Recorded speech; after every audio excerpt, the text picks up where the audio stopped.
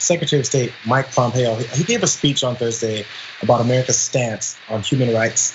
And during that, he launched into an off-the-rails attack against the New York Times 1619 Project. And for those of you who maybe don't know details about it, the 1619 Project is an ongoing initiative from the New York Times Magazine that began in August of 2019, the 400th anniversary of the beginning of American slavery.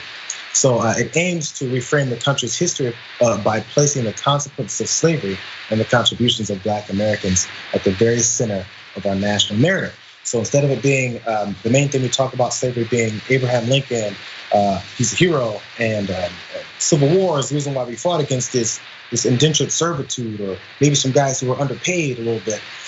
It's given the real deal about it and what its effects on our country really have been. So, of course, Mike Pompeo could not deal with that.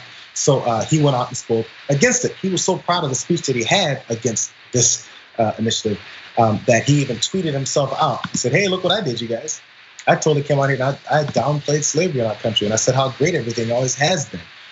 So let's go to a little bit of video of what he really did have to say during that speech. The New York Times 1619 Project, so named for the year that the first slaves were transported to America, wants you to believe that our country was founded for human bondage.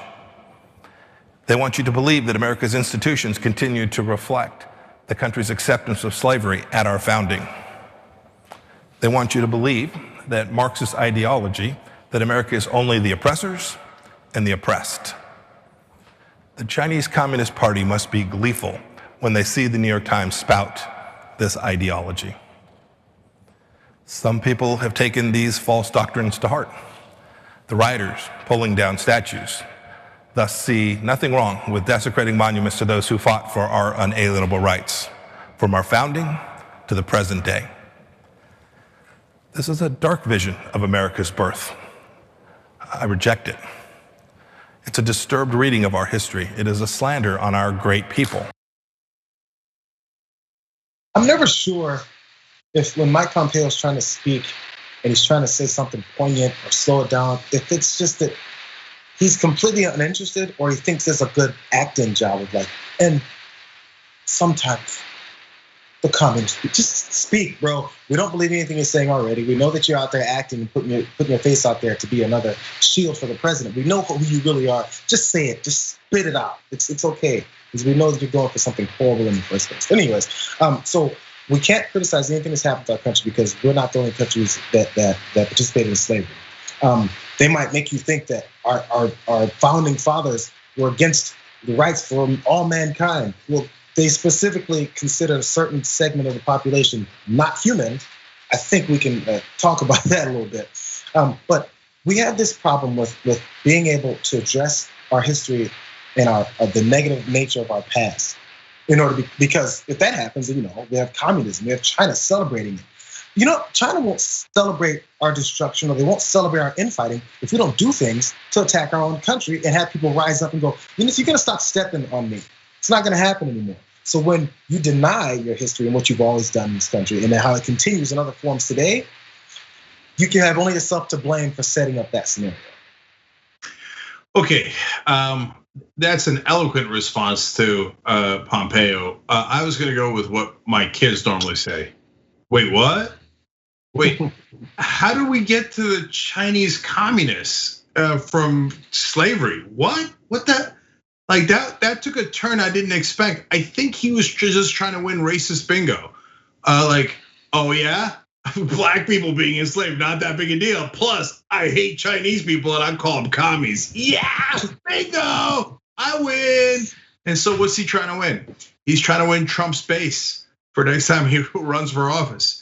And next time Trump's winning or running, God forbid, winning 2-2-2. So look, there's folks in this country that are uncomfortable with the fact that we had slavery. I hope we're all uncomfortable about it. But you could be in one of two camps. One is bury your head in the sand, pretend it didn't happen, say it's no big deal, let's move on, it was a long time ago. Or you could be in the camp of acknowledging it, and for God's sake, like, working to get beyond it. Because unfortunately, this is the heart of our disagreement. We're not beyond it. And Pompeo says, I'm beyond it. I know, dude, because you're white and in power and it never bothered you. In fact, it gave you a giant leg up. So it's easy for you to say you're beyond it. But the reality is I was talking about this on an earlier show. When they talk about the post-slavery period, they're not going to be talking about our past. They're going to be talking about now and unfortunately quite a bit into our future. It's taking us about 200 years to get past it. And I wish to God it wasn't.